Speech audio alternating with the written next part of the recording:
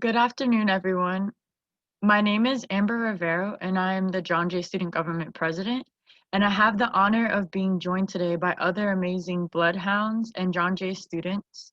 With me are Romello Ford, Brianna Schmidt, Michelle Cevallos, Benny Poi, and DeCarlos Hines. Over the last few months, many of us have talked about the importance of registering to vote and the history of voting. To support our JJC Rocks the Vote initiative, John Jay has partnered with several organizations, including RISE, a national nonprofit that educates and empowers the sports community to eliminate racial discrimination and champion social justice and improve race relations in our communities. Through their Rise to Vote program, they engage the community, athletes, coaches, and staff at all levels, educating them on how to vote and why it matters. They equip them with tools to get involved and make a difference and inspire others to be civically active. Thank you, Rise, for being here. Another partner here with us today is Nalio Education Fund, a national nonprofit, nonpartisan organization that encourages full Latino participation in the American political process.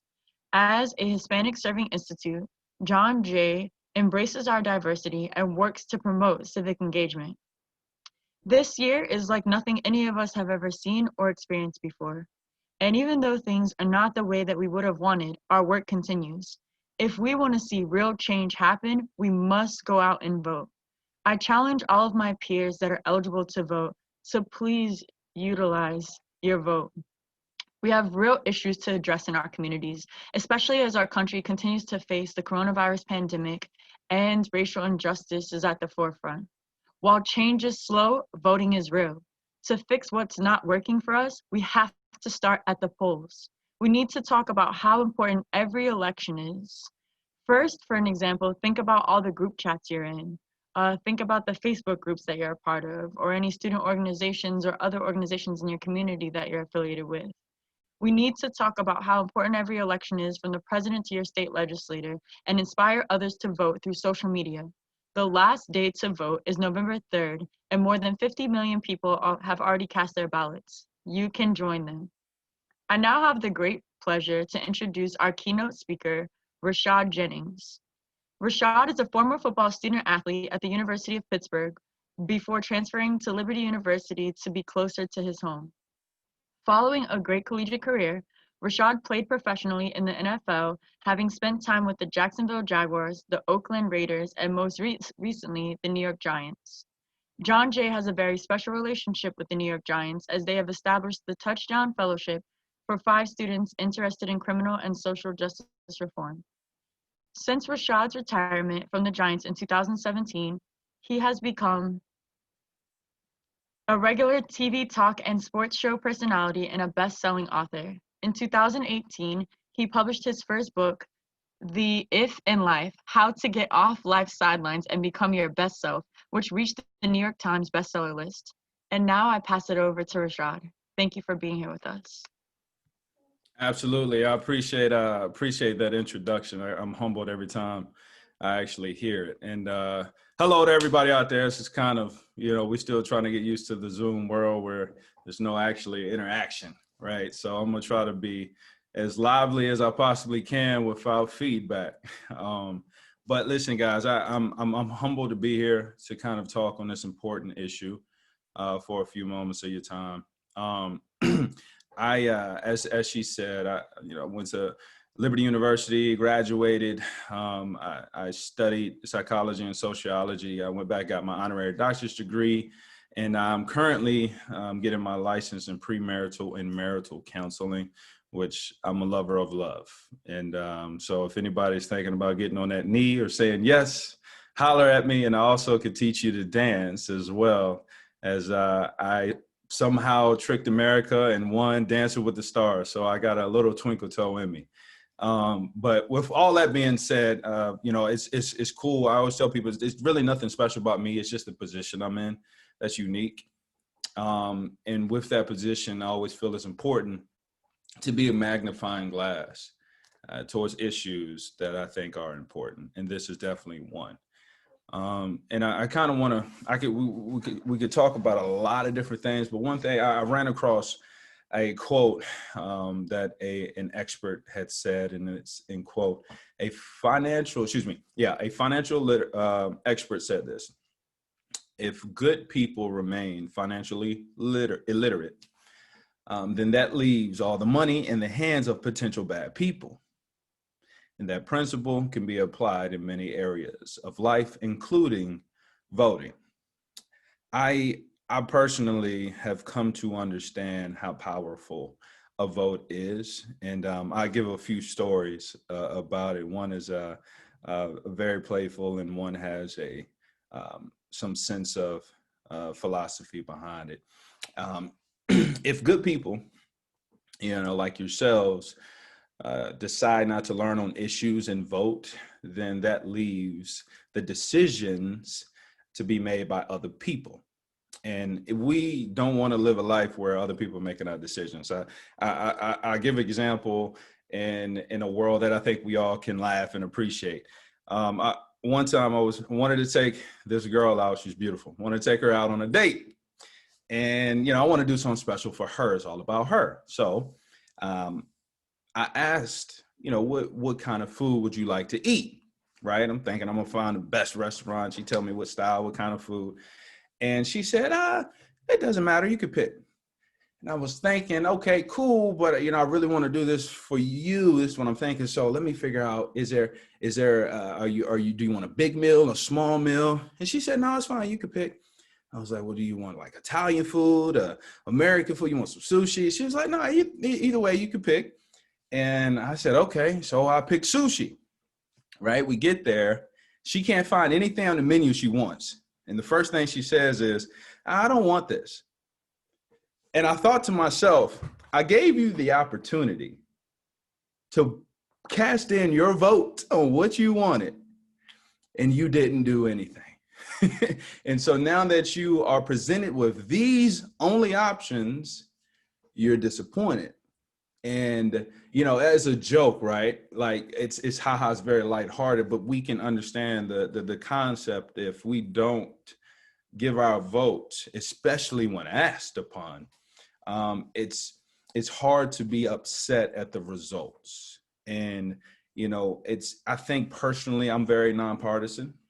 I think it's very important to get involved in the actual issues at hand, and try not to be a political identity character where you're blind to what's actually happening in the world one way or another.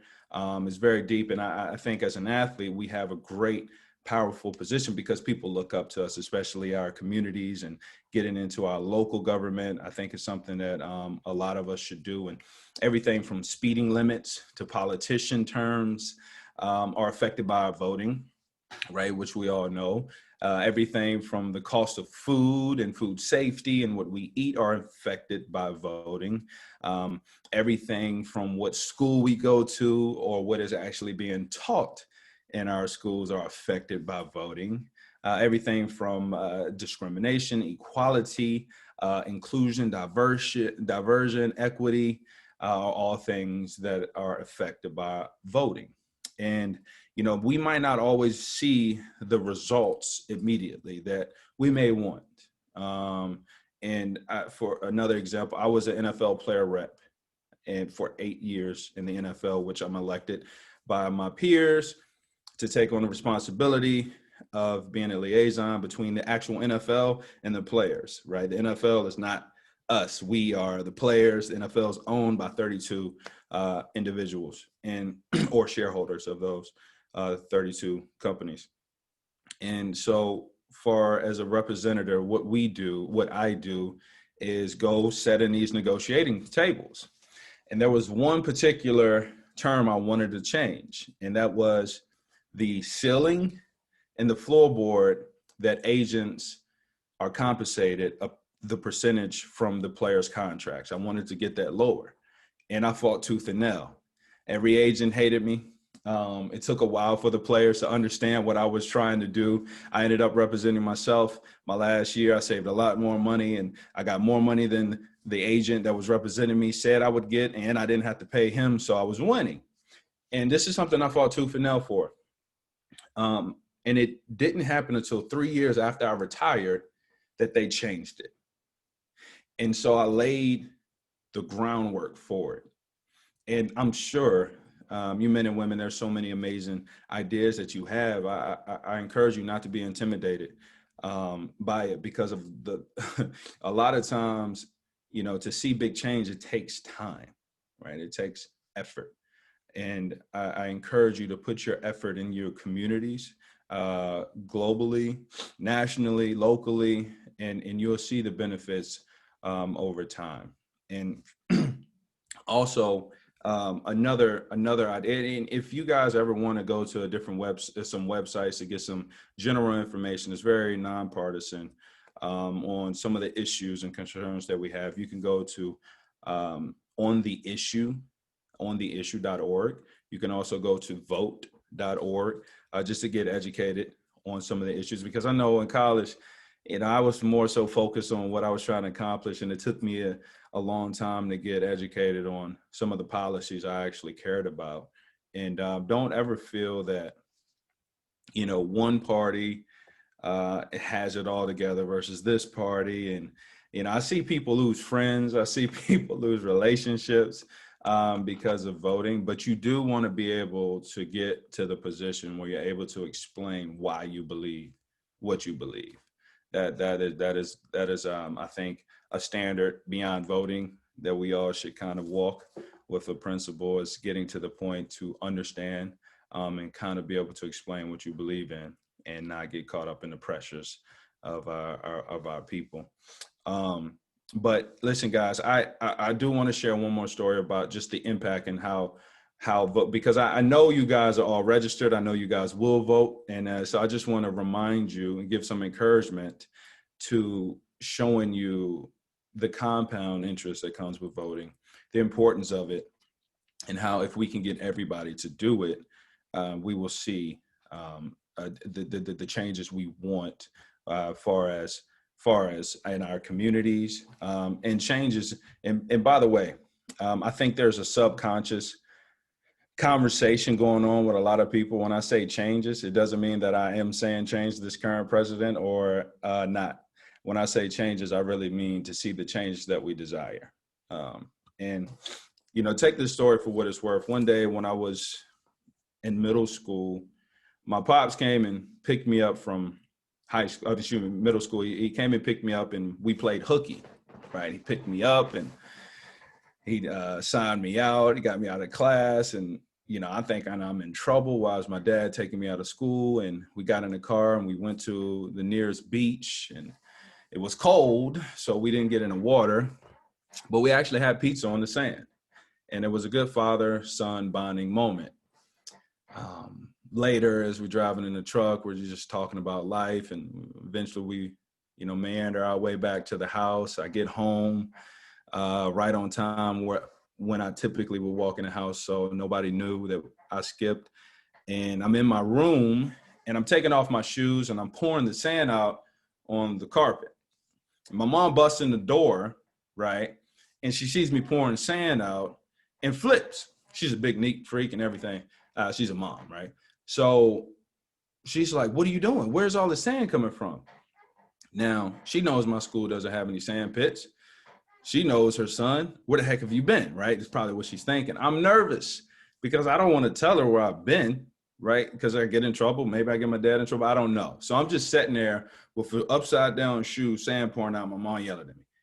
And luckily, my dad comes in, saves the day, puts his hands on my mom's shoulder and says, "Honey, I got it." And she walks away, and she's, still barking. "Yeah, you better make sure he clean that up." She walked away. And my dad looked at me and just smiled and said, "I'm proud of you." And I was thinking, yeah, I bet you're proud that I ain't telling you. And he said, "Son, the reason why I'm proud of you is because you changed the world." It's like, what is he talking about? So I said, "Dad, what do you mean?" He said, the way the earth rotates and the way the sun beams brought that sand to that very beach. You took a piece of that sand, therefore you simply changed the world.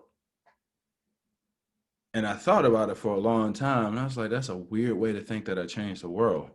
But I did move something. So I'm taking that idea, and the older I got, I thought about how long would it take for me to go to that beach, take a shoe full of sand, take it home, pour it out. How long would that take before you can see a significant difference in the beach? It would take years. It would take decades before you just saw a smidgen. But then I started thinking, what if everybody in the world went to the same beach one day and everybody picked one scoop of sand and took it away from the beach? How much of an impact would you see? We would drastically see a difference. And it's methodical, but that's the importance of our vote. It's simply everybody doing their part, everybody getting educated. If we want to see growth, no matter who is in the leadership position, there's a great onus and ownership on the society to do their part. And, oftentimes I look to local communities, I look to local government, I look to my mayor. I have a great relationship with our chambers of commerce wherever I reside at. And I find ways to build in the community because I don't let media, which scientifically means bacteria, I don't allow the media to dictate my emotions, what I decide to get educated on, and how I decide to treat people. And, these are things that I think encompass with putting a vote in is finding ways to see the outcomes that you want. You have to participate truly. And, I'm going to continue to do that. I think this is an interesting election. I think for various different reasons. And I very well can see great reasons why any and everybody would vote for either party. But I hope each one of you feel the confidence to decide based upon what you've been educated on personally, rather than he say, she say. And I think that goes without being said that we should follow that notion, and no matter what avenue it is. And I hope you guys appreciate some of the tips, some of the perspectives that I've been able to give right here in the Zoom for a short period of time on the importance to vote.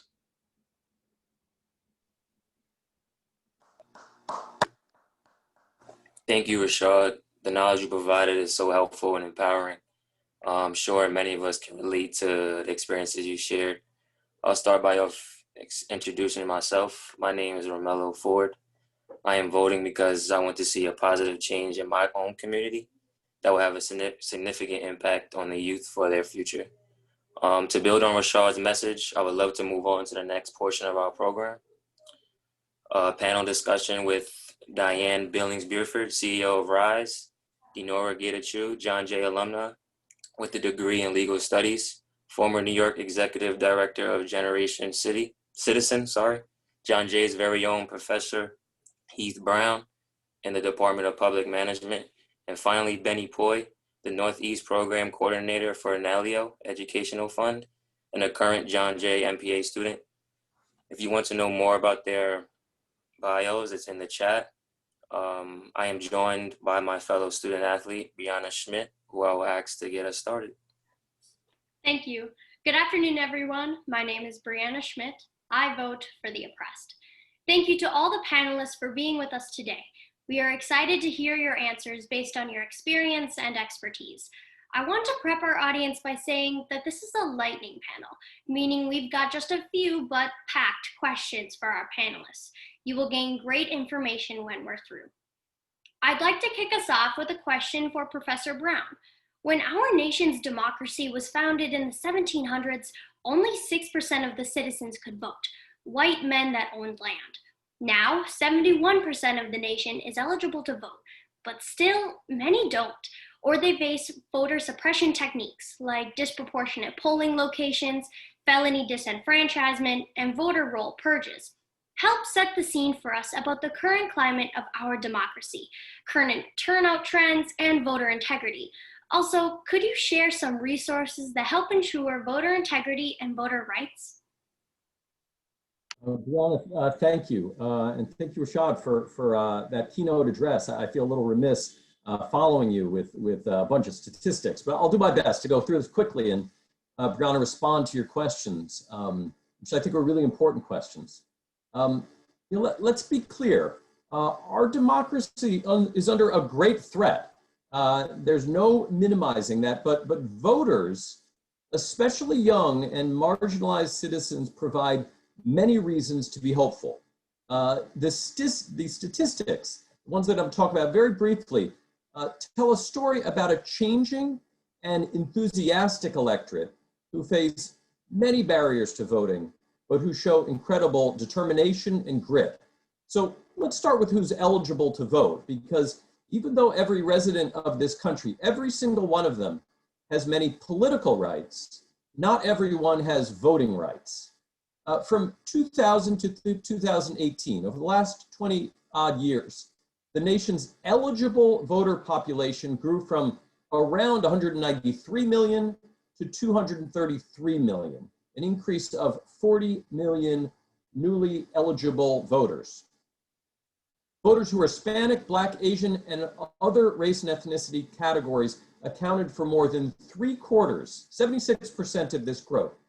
This is a reason to be very excited about our democracy. Now, in normal circumstances, and things are far from normal this year, around 70% of eligible voters register to vote. Brianna, I think that you mentioned this statistic. I think you may even said it's up about a point. I think you're right. Out of these registered voters, we get the electorate, who determine the next president of the United States, as well as the members of Congress and the Senate. Unfortunately, not everyone turns out to vote. Some because they're too busy. Many of you are simply too busy with all of our commitments, but others because they are discouraged to vote by accident or even worse, on purpose. This is what we describe as voter suppression. In 2018, the last major election, 52% of eligible voters turned out to vote, the highest midterm election turnout in my lifetime, and lifetimes I suspect of everyone on the call today. And there was even more good news for young people. Among the 18 to 29-year-old cohort in 2018, voter turnout went from 20% in 2014 to 36% in 2018, the largest percentage point increase for any age group, a 79% jump. This is also very good news. This really takes us to today. Recently, some 67% of Americans said that they are more enthusiastic about voting than normal, tying the highest rate measured in previous elections. And when the Pew organization asked registered voters how much the presidential election really matters, this year 83% said it does, a higher percentage than Pew has recorded in the last 20 years. This is also very good news. This is showing up already in early voting. We know that early voting is up. In 2018, 40% of voters used an alternative voting method. This year, at least 69 million people have voted in the 2020 general election. That's just already, and we still have in New York many days left of early voting. In some states, early voting is even higher than this, 39% in Vermont, 30% in Virginia, and 27% in Texas. Now, our democracy is not there yet, and early voting alone will not make this election happen. There are many reasons to worry about next Tuesday, including some current concerns about some of the worst forms of political violence and intimidation.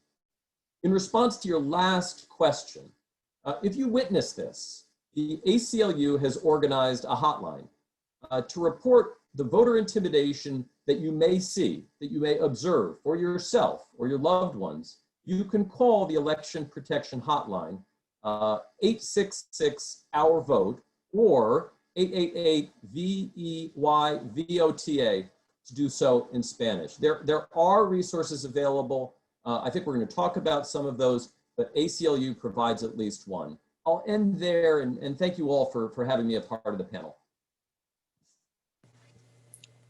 Thank you, Professor Brown. You gave some very helpful information. The next question is for Denora. Why does my vote matter if the Electoral College chooses the president? Can you explain how the Electoral College works? I ask this question because many of us want to better understand why Hillary Clinton did not become the 45th president when she won the popular vote. How important is it for us to learn and understand this information?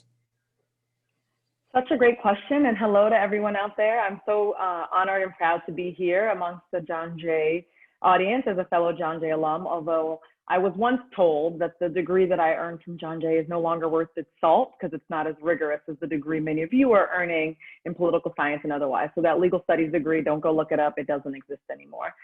Starting off with some lighthearted humor because we're talking about a heavy topic and there's 5 days until Election Day, and I want us all to get activated, get engaged, and know what we need to do. And Romello, I thank you so much for that question because you hit me with a hard one, right? Ironically, I was just talking to my 8- and 9-year-old daughters in the car on the way to school on Tuesday about the Electoral College because my 9-year-old daughter asked me the same thing, like why didn't Hillary Clinton win if she had more votes? And the reality is the Electoral College is a very complicated system. So I'm going to try to break it down in layman's terms. And I'm going to hit you in the chat with some links just to give you more information in case I get too wonky or you want to get really wonky and go deeper. So let me break it down. So the Electoral College is really what governs how you select the president. Unlike every other office that you vote for, be it members of Congress, your local mayor, your local city council member. Professor Brown spoke a lot about voting at the federal level. My life's work is really committed to getting everybody to focus also on voting at the local level. And so I mentioned those other offices because 2021 is a big election year in New York City. And I want you all to be thinking about all of this energy you have right now and how do you fuel it for the next election cycle. So the Electoral College was created in 1787 at the Constitutional Convention in Philadelphia when the Constitution was being drafted. And it really was designed with the goal of making sure that there weren't going to be political factions, powerful factions or political parties, and really just creating a mechanism that would allow a more formal way of electing the president than really just having it, feel like a popularity contest, if you will. You may know the math, but I'll just say it to you for your purposes as we think about the final days of voting coming up and then what's at stake from then until, the confirmation of the next president. So in order to win the presidency of the United States, you have to collect 270 of the total 538 electoral votes ascribed to the states and territories. Most states, except for Maine and Nebraska, have winner-take-all systems, meaning if your state has a set number of votes, then all of the votes should be cast to whoever wins the majority of the popular vote in that state. And then the electors are these groups of people who have been designated by political parties in their state to be able to vote for the person who wins the popular vote in their state. And that vote takes place much after Election Day on Wednesday, December 14th. So just keep that in mind as something in the back of your mind. To answer your question head on, Romello, you can be the president of the United States even if you lose the popular vote, because the goal is just getting to that numerical math on the map of getting to 270 votes. And this is what happened to Secretary Hillary Clinton, who won the popular vote by almost 3 million votes, right? But Donald Trump, the president, garnered 57% of the Electoral College votes, so he won the popular vote. You might be wondering, what's the deal with this Electoral College? Have we had issues with it in the past? Fun fact, yes, we have. I'm not going to get all the way in the weeds, but there was a really great podcast on The Daily from the New York Times earlier this week. I've been podcasting and getting all up in my democracy facts that really explained and broke down the 2000 election. Many of you may not have voted for the first time then or been old enough to participate in that way, but it does give us a glimmer of what to expect because there was a difference between the popular vote and the Electoral College that made it all the way to the Supreme Court and really had to figure out how best to break up the votes. Other fun facts, because you might be wondering, well, wait a minute, what if there are these electors and they are supposed to vote one way, but they don't actually vote that way? What happens then, Denora? That's the problem. We call those people faithless electors. And in many states, and in the 2016 election, some Democrats and Republican electors actually went against the vote and voted for third-party candidates. And so again, that has been an issue that has been litigated in the courts to make sure that States can hold their electors, if you will, accountable to vote in accordance with the popular vote in their state. And so that is something that also might come up again this election cycle. And so that's kind of an overview of what the Electoral College is, how it intersects with the national popular vote. And I'm going to put in the chat a couple of links just to go deeper on that or answer any questions that I didn't address. And I look forward to participating in the conversation. Thank you, Denora, for giving us a broader understanding of the Electoral College. The next question goes to Diane.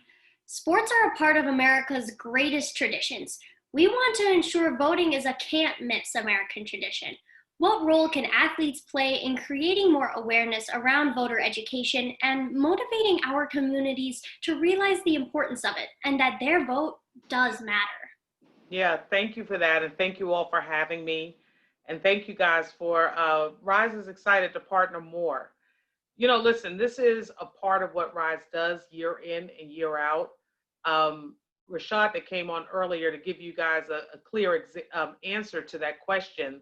Before this year came and before people were excited and kind of engaged over this federal election, Rashad led a voting education tour for us in the state of Virginia, where we were really seeing a low number of voter turnout across certain groups, and he really impacted the number of those demographics that voted in that state. And so I think the role is, if we have athletes in various communities who this is the topic that they're passionate about and they can speak authentically and they're willing to put in the time, they can and they have had great impact. That's not new in the United States of America. I think it was 2, maybe 3 years ago, Charles Barkley, who has openly talked about being a Republican, and he went to school at Auburn in Alabama. He went down and came out publicly and said, "I'm for Doug Jones, the Democratic candidate in Alabama." Alabama has a Democratic senator because an athlete went to the state and campaigned with him publicly. So it is very clear what athletes can do. And then I would end my answer by saying I don't want to limit this to people like Rashad and Charles, who are professional athletes. Much like CUNY, I'm a Brooklyn girl. The University of Texas is another big public school system, public college system. At the University of Texas, Austin, it was 40 athletes, and nobody stood on their own. They all worked together. They didn't put their names on it. They started a petition. They have impacted voting. They have another polling site on their campus because of things they've done. They are addressing a school song rooted in racism. They are getting Confederate statues taken down. So what athletes can do and what they actually are doing at every level is great. So I hope that we'll be doing more with students at John Jay, and I'll be telling stories like this about you guys across the CUNY system. Thank you. That was very powerful. I have a follow-up question for you. Why do you think that there is a lack of understanding when it comes to voter education and voter rights? How do we make sure everyone is aware of how they can vote? Yep.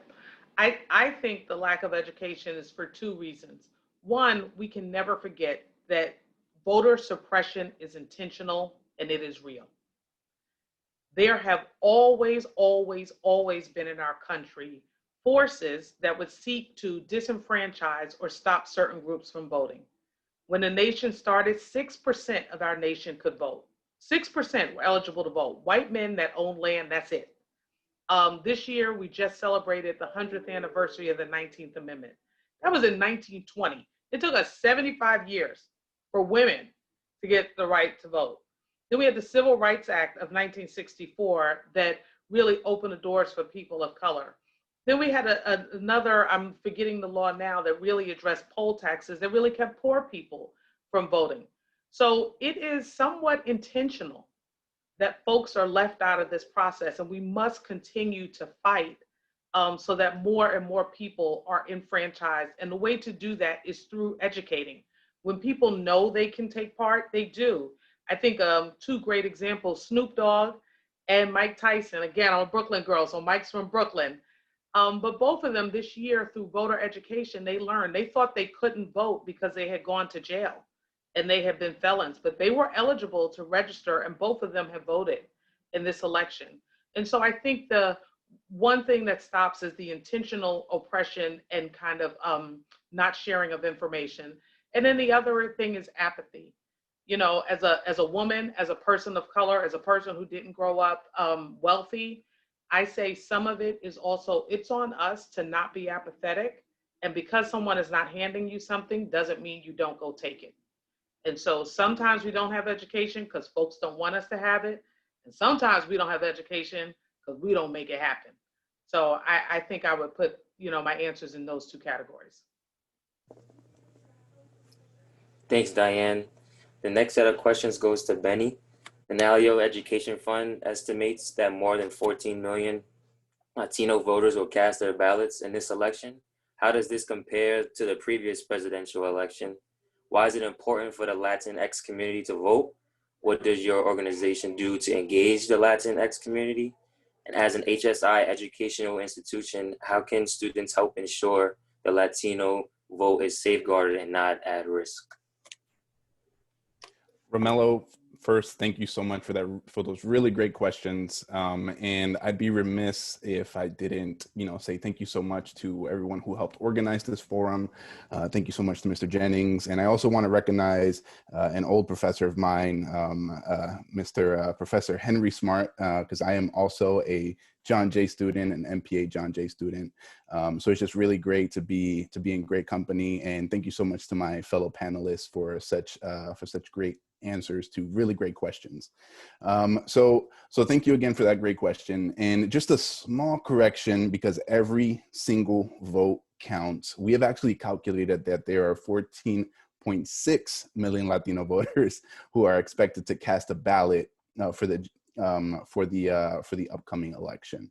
And that's a nationwide number. And this is, as compared to 2016, this is a 15% increase, which is very significant as compared to the general election in 2016. As another example of the growth of the Latino electorate, if we look at the growth of the Latino electorate from 2000 to 2016, the Latino vote grew nationwide from 5.9 million, almost 6 million, to 12.6 million.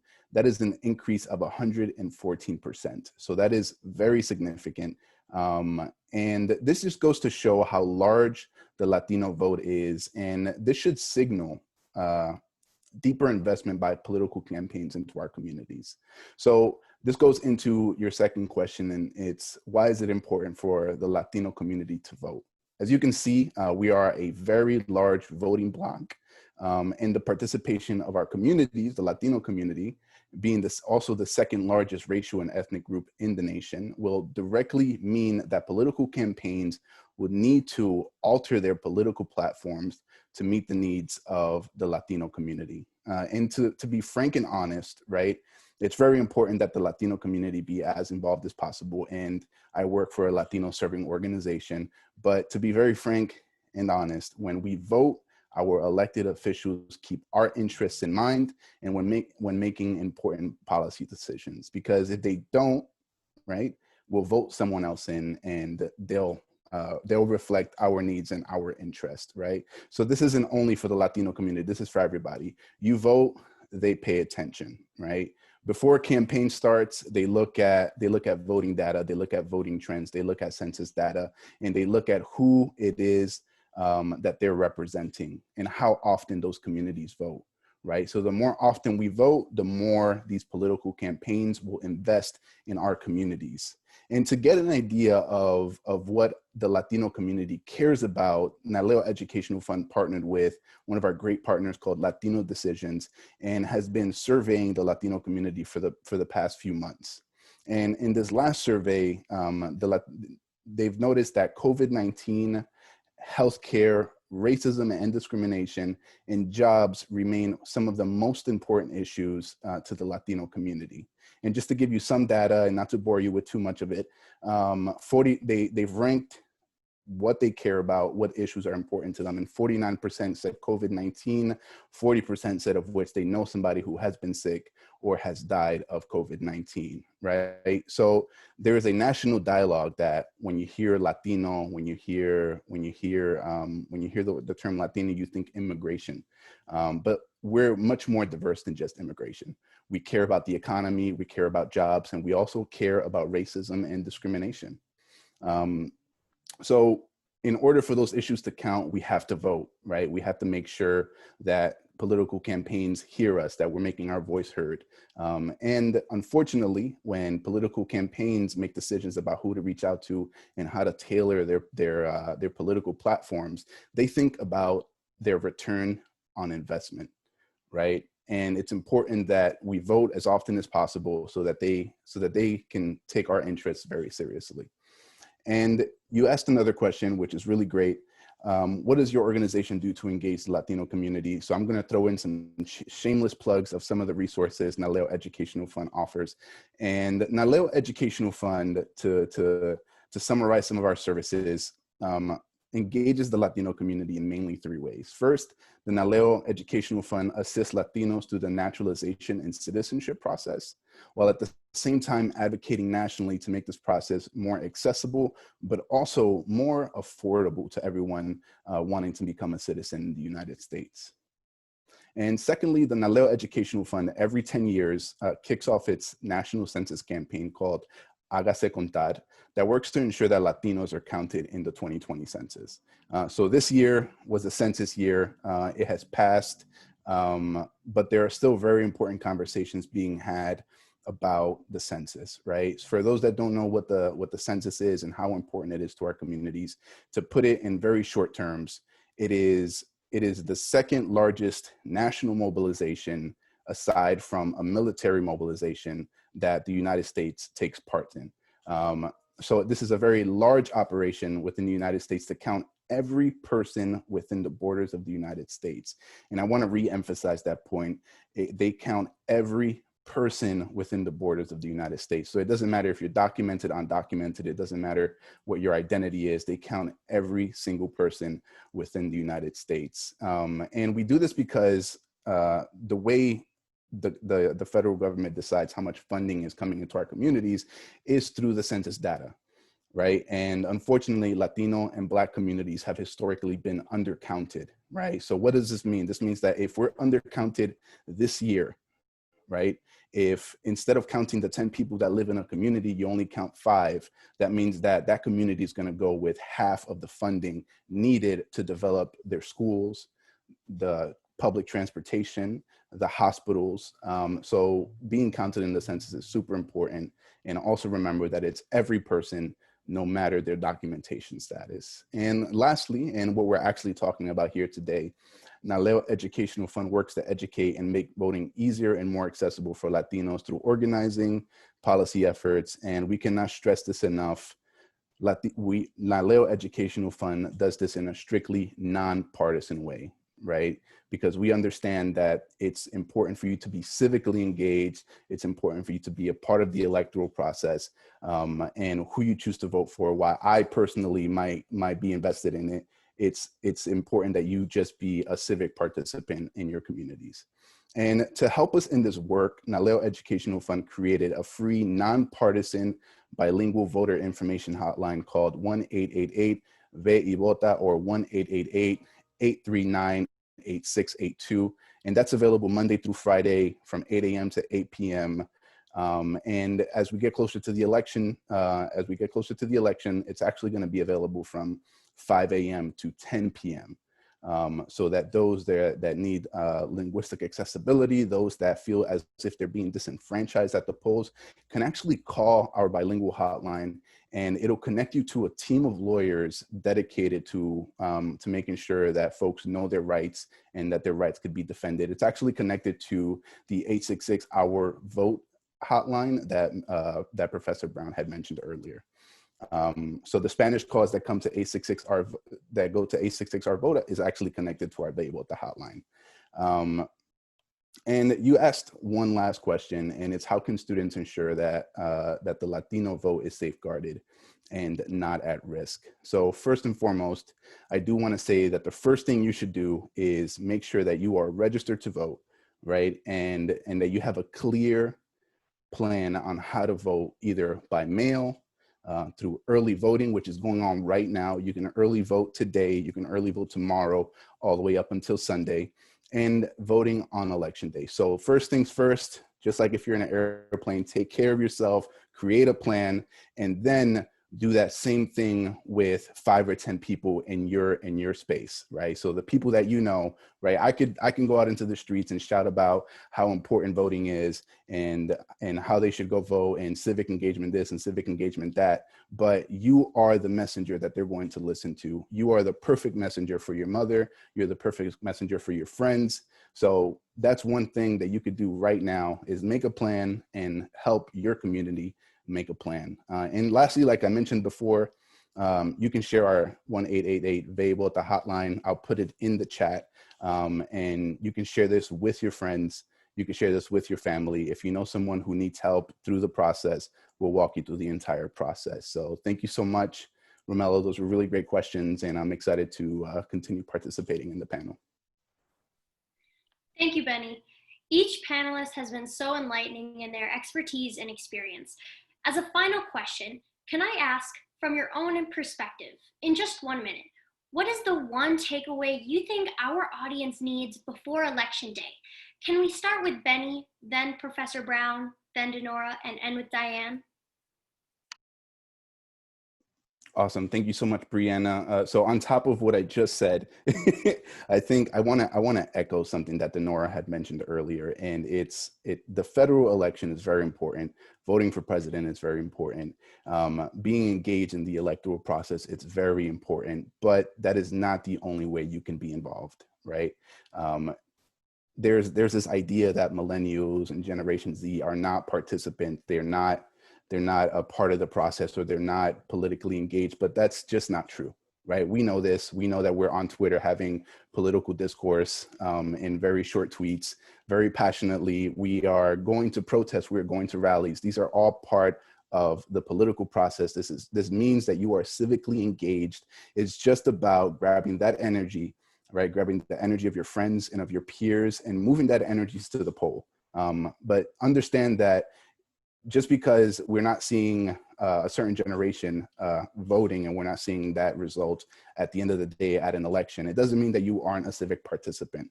But voting is that change that you make into the future. It is an intention that you are setting for the future.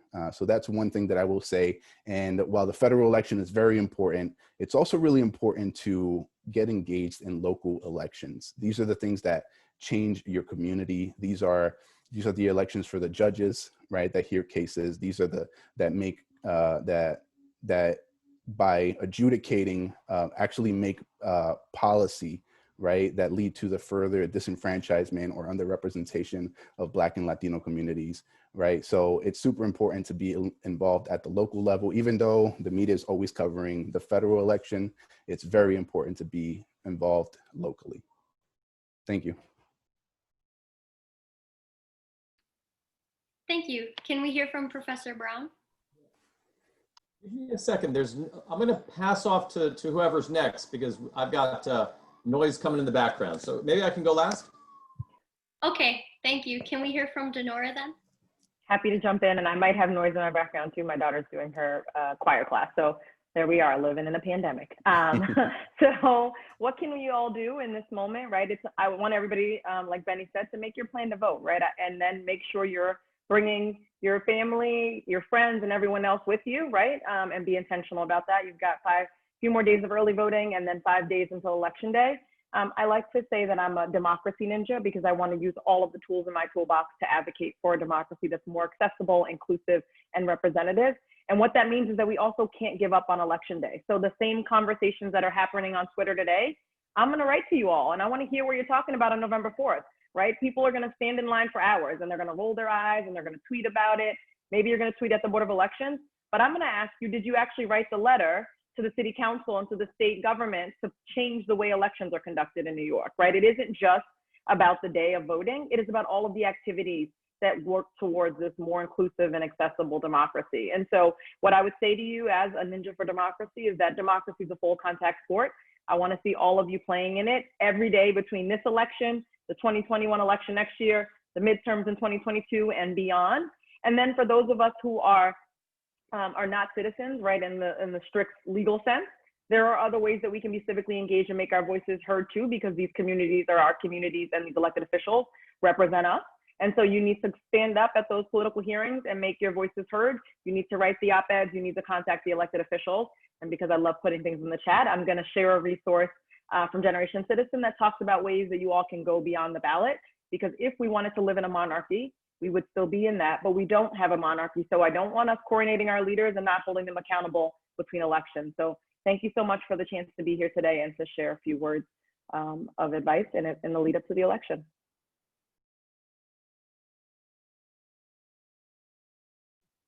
Thank you. Can we hear from Diane? Sure. I mean, mine is pretty clear. Here's the thing. I would just say, get at it, guys. Control what you control. There's a lot we don't control. People spend a lot of time telling us what we don't control. Control what we control. If you can register, register. If you can vote, vote. If you can get people out to vote, vote. Can you drive somebody to vote? Drop them off. Get them there. Control what you control, and let's get at it. Wonderfully said. Thank you. And finally, can we hear from Professor Brown? Yeah, I couldn't agree more. I understand that there's some high school students possibly in the audience here. You may not be eligible yet to vote, but you will soon. Voting, like everything, is a habit. So get in that habit now. Participate now. So when you are eligible to vote, you will be able to vote. There's so many things that we can do to participate in the democracy. Voting is just one. It's an incredibly important one, but it's not the only one. And it's not the only one available to all residents of New York, all CUNY citizens, all CUNY students. So do everything that you can do, including voting next week. This has been an empowering experience. Again, thank you, Diane, Denora, Professor Brown, and Benny for the information you shared today. We now know more about civic engagement and in particular voting and its power. On behalf of everyone participating today, we really appreciate your time. Now, I'm going to pass it over to Michelle Cevallos to introduce our closing speaker for today's program.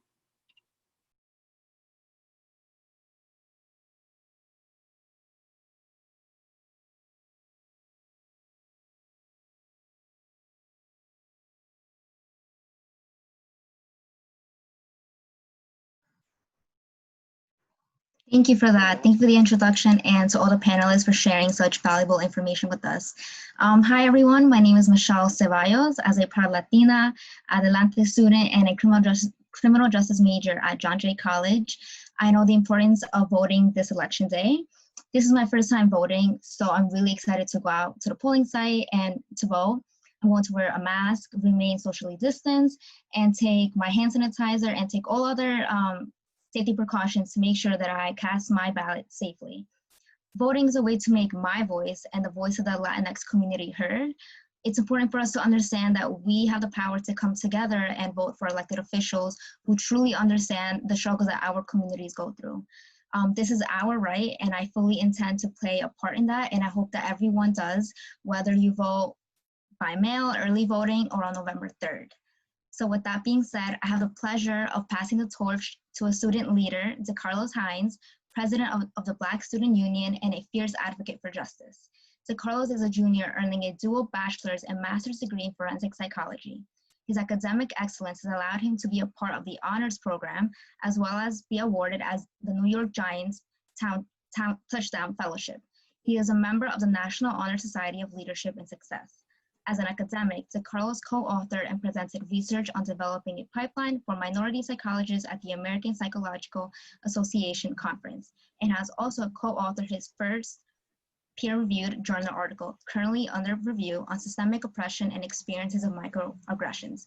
Please welcome Carlos Hines for our closing call to action. Thank you so much for that introduction, Michelle. I really appreciate it. I hope that you all have been energized and empowered to vote and stay engaged in our democracy. Our ancestors fought hard for the right to vote. Many gave their lives for this expression of inclusion and this sacred right. Remember, Under the Constitution, only white male citizens over the age of 21 could cast a ballot at that time. It took centuries of tireless advocacy, protests, policymaking, and court challenges for people like me, as well as Native Americans, women, and others to get the right to vote. Also, only in recent years have we seen positive changes for voting accessibility, but we still have a long way to go. Years ago, and even today in some parts of this country, voters are required to show ID as a barrier to voting. Not too long ago, literacy tests and poll tax were applied to suppress the vote. Even today, we see the same suppression in several states: long lines, goons with guns manning polling sites, throwing out of valid ballots, and the unmitigated gall to have polling sites in locations where Black and brown citizens cannot access due to lack of transportation. My friends, we have the power and can have the say in issues of such importance: criminal justice reform, social inequalities, and civil rights, immigration, education, healthcare, gender justice, climate change, food insecurities, which are all concerns for many students, by simply voting. Why do you think voting suppression exists? Why do you think politicians are begging for the vote of Black and brown people? It's because there is power in our vote. We are the ones who carry the power to tip the scale of elections. And don't you dare give your power up to anyone. I challenge each and everyone here to vote and encourage others to vote, as you have heard today. Make a voting plan. What time will you go vote? What snacks will you bring in case the lines are long? Who will you take with you to vote? And research the local candidates, because they matter, so you know who you're voting for.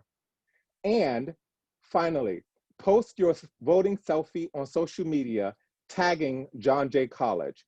Whether you are voting for the first time or the 20th time, celebrate your power to vote. With that call to action, I'd like to say thank you to all the speakers today and the supporters of this program. Thank you for the theater and support services for their technical involvement.